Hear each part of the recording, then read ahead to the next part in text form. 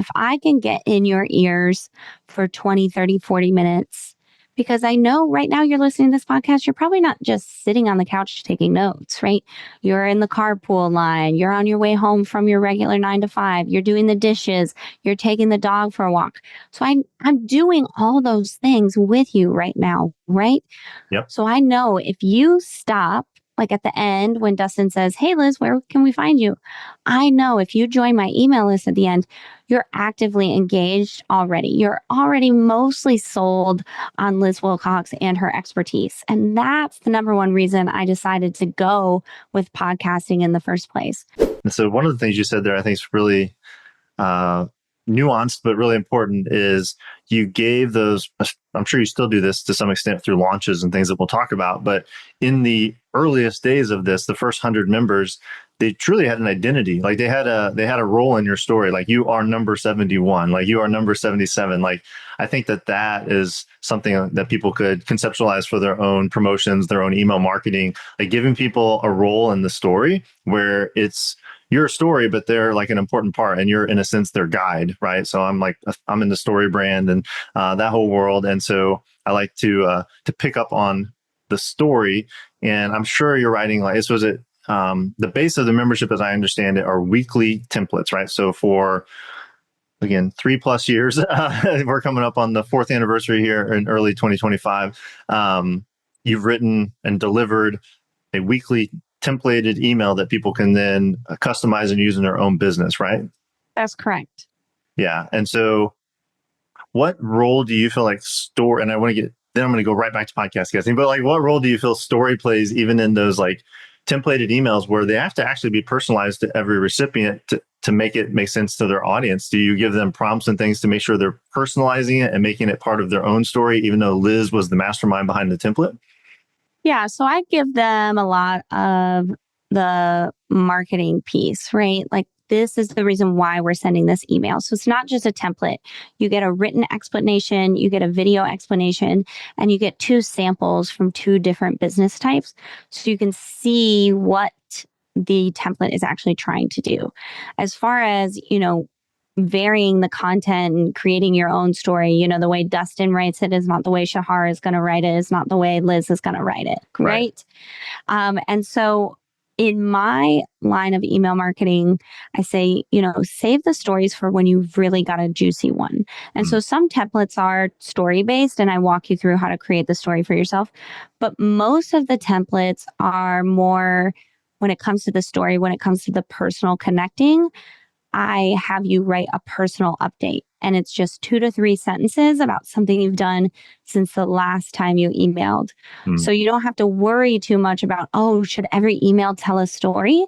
That's really, really hard, right? Yes. And sometimes people don't want to read stories. They just want you to share the next podcast episode, for heaven's sakes, right? I shouldn't have to. It's like a recipe blog. Like, why is there a story here? I just want the recipe.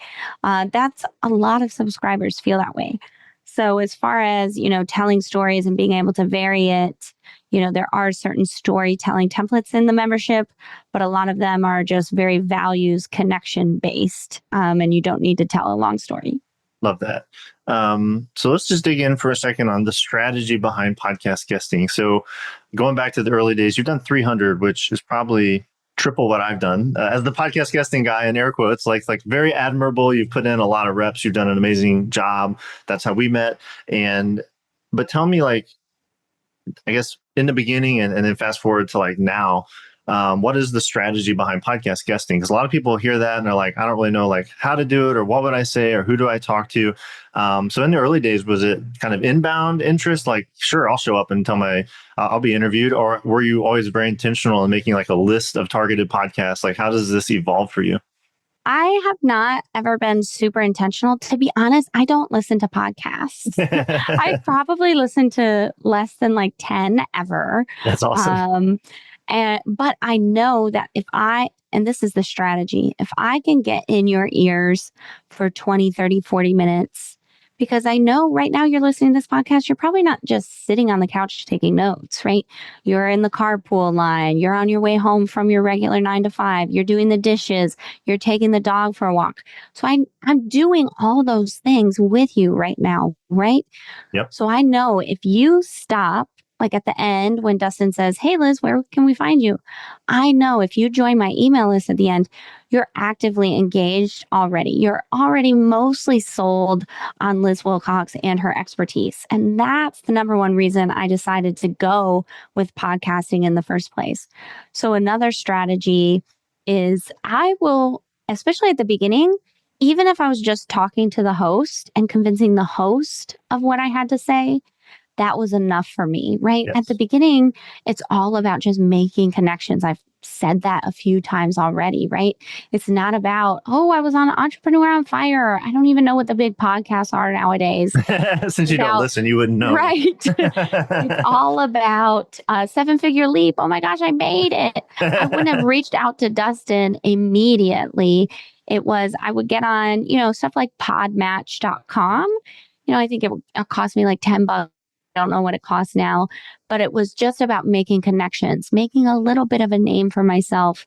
And then last, when I got on the podcast, doing an incredible job so that when we wrap up, we, hit the end recording button, Dustin says, "Oh my gosh, Liz, you did a great job." Could be brave enough to say, "Well, if you mean that, if you know any friends who have podcasts who need this topic, introduce me. I can introduce you, because I was on these other shows, maybe this one would be a good fit." So again, it was all about building the network, thinking long term, not thinking this podcast has to make me X amount of dollars. It was, how can I make Dustin as the host look like an absolute freaking superstar so that his people say, "This was a great episode." And he says, "Liz, let me introduce you to someone else."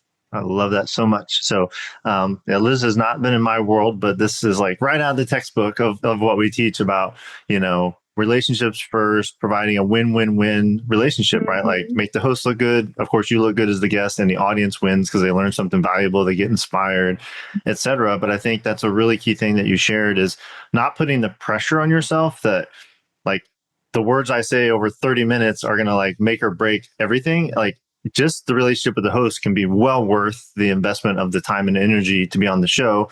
And like I was fortunate to speak a few times this year about podcast guesting.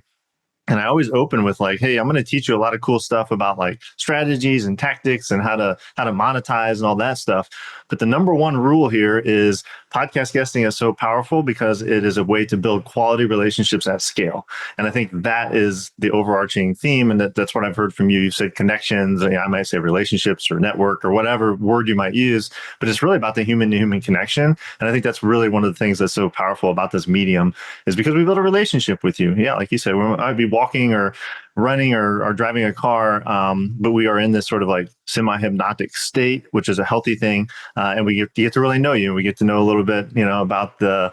I just noticed the NSYNC the NSYNC record over your shoulders. So that's not my jam, but it is my wife's. And so these little nuanced things growing up in Detroit are Eminem fans, or you shared with me recently on the show Survivor, just like these little things that you'll remember about Liz and it will endear you to her. And it's nothing manufactured. It's just a natural part of her story. And that's the human connection. And that's one of the reasons I just love podcast guesting so much.